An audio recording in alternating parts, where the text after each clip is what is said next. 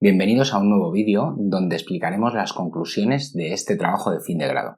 ¿Cuáles son las conclusiones de todo este trabajo? En primer lugar, el síndrome del delirio agitado es una entidad real y es detectable. Es detectable por los agentes que observan los síntomas, los 10 síntomas que marca la ACEP o los 13 del NIF, pero también es detectable por los sanitarios, haciendo las pruebas correctas. Por lo tanto, los sanitarios podrían mirar la acidosis en sangre, si la persona tiene radiomiólisis, algunas patologías cardíacas, y los forenses deberían realizar analíticas de catecolamina. Las muertes en privación de libertad de este tipo no tienen causa en la asfixia posicional, tienen causa de muerte como el delirio agitado, y así se viene diagnosticando en algunos casos en este país y especialmente en el mundo anglosajón, que es donde más he estudiado. Otra causa realmente triste de este TCG es que este fenómeno, el delirio agitado, no es muy conocido en España. No es conocido a nivel policial, no es conocido a nivel sanitario y forense y no es conocido a nivel judicial. De hecho, se dan casos donde los agentes intervienen con una persona de este tipo, la persona fallece, se presenta a la comisión judicial y se hace la autopsia y llegamos a la fase del juicio oral y se emite una sentencia. En todo este proceso, nadie detecta que es un síndrome del delirio agitado. Algunas de estas sentencias son absolutorias, pero otras son condenatorias. Y por lo tanto, estamos ante un problema que tiene unas consecuencias victimológicas terribles. También parece haber quedado claro que las posiciones utilizadas durante las contenciones no generan asfixia posicional o asfixia por contención. Lo que sí parece que generan es un estrés, aumento de catecolaminas, que es un factor determinante en estas muertes. Hay posiciones muy controvertidas que deberíamos erradicar de nuestros protocolos o por lo menos formar a los agentes de mayor manera en ellas. Una es la hog tie, las estrangulaciones, golpes e impactos y la posición prono. Otra conclusión que he sacado en este trabajo es que las catecolaminas son bidireccionales, es decir, ocurren en el sujeto que tiene el delirio, pero también en los agentes. Los agentes que durante la contención están viendo que esta persona tiene mucha fuerza, no muestra dolor, no muestra cansancio, y sus técnicas no son efectivas, van subiendo en el uso de la fuerza y acaban cometiendo usos de la fuerza desproporcionados, porque ven que no es efectivo y acaban dándole a la persona puñetazos en la cara o otras técnicas que quizá no deberían haber usado. Pero esto es dado porque también los agentes sufren estrés durante las contenciones y tienen reacciones desproporcionadas por esas catecolaminas.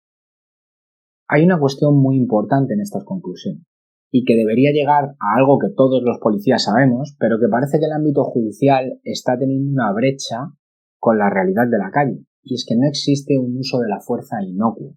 Es decir, cuando hay que hacer uso de la fuerza y hay que tirar a una persona al suelo, ya tenemos un riesgo. Esa persona se puede golpear con un bordillo, en la caída se puede fracturar un diente. Ese tipo de cuestiones debemos empezar a asumir en nuestro país, que el uso de la fuerza no es inocuo. No podemos disparar a una persona con un deck, no podemos darle un impacto con un bastón y esperar que no tenga ningún resultado. Tampoco podemos pedirle a un agente que haga uso de la fuerza y luego condenarle por ese uso de la fuerza. Como vuelvo a citar, el ámbito jurídico está teniendo una brecha con otras ciencias, como por ejemplo la neurología, la psicología o la criminología, y deberíamos utilizar la criminología en este caso como nexo de unión entre estas ciencias, poniendo a todas de acuerdo en que no existe un uso de la fuerza inocuo. Otra conclusión que saco de un estudio del doctor Castillo y que ya se empieza a escuchar en algunos foros del mundo policial es cambiar la semántica de arma no letal. Eso es mentira. Las armas no son no letales. Por definición, por el significado de las palabras, son antónimas. Las armas pueden ser de baja letalidad, de letalidad reducida, como las queramos llamar, pero no podemos llamar un arma no letal, porque eso es una mentira que estamos vendiendo. No es así, es un arma de letalidad reducida o de baja letalidad. Se usará bien o se usará mal, pero no existen armas no letales. Cualquier arma es letal, hasta un simple puñetazo es letal. Por lo tanto, vamos a ver si empezamos a quitar de los protocolos esta terminología que es contraria a nuestro propio interés. Otra conclusión que también sacamos de esta investigación es que lo que más estrés genera dentro de todos los usos de la fuerza que tiene un policía, el bastón, el spray, los dispositivos eléctricos de control, lo que más estrés genera es la lucha cuerpo a cuerpo. Además, la lucha cuerpo a cuerpo se prolonga en el tiempo. Como muchos sabréis porque lo habéis vivido en vuestras propias carnes, contener a una persona que no quiere ser contenida es muy difícil y lleva mucho tiempo. A mayor tiempo de lucha, mayor riesgo de lesiones para la persona o para mí. Y en el delirio agitado, a mayor tiempo de lucha, mayor segregación de catecolaminas. Por lo tanto, ¿qué necesitamos? Reducir estos tiempos de lucha. Reducir los tiempos de lucha con una persona con un delirio agitado es aumentar la cadena de la vida.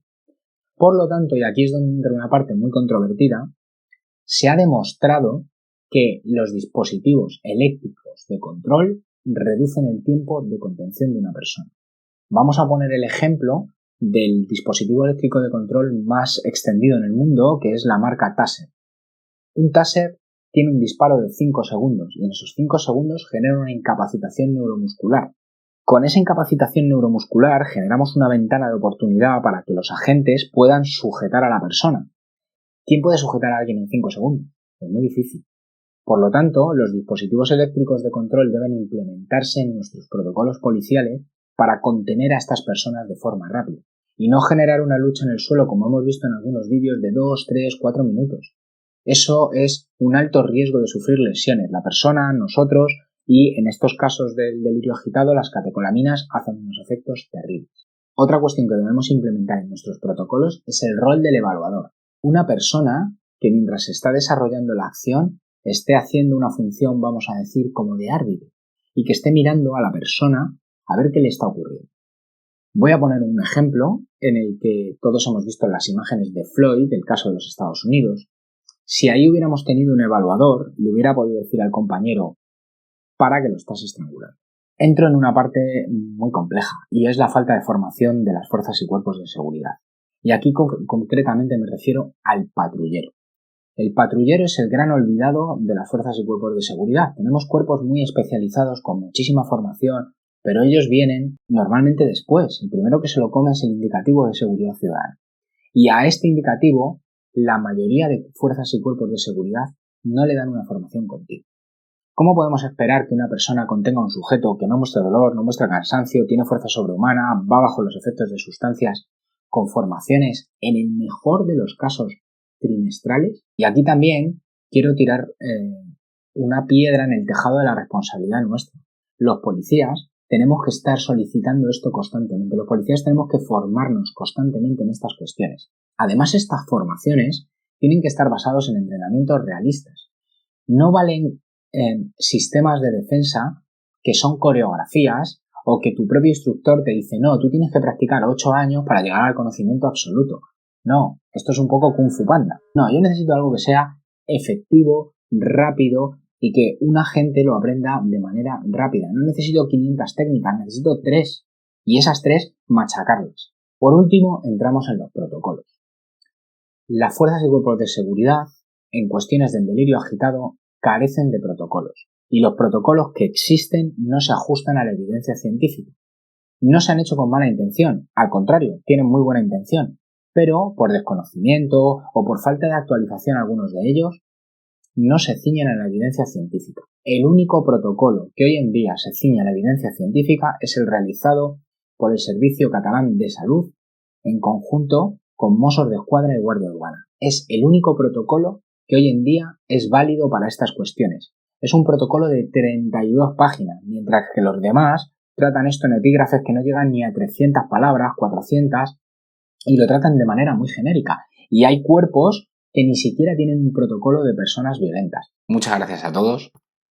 El próximo vídeo trata sobre las directrices de creación de un protocolo.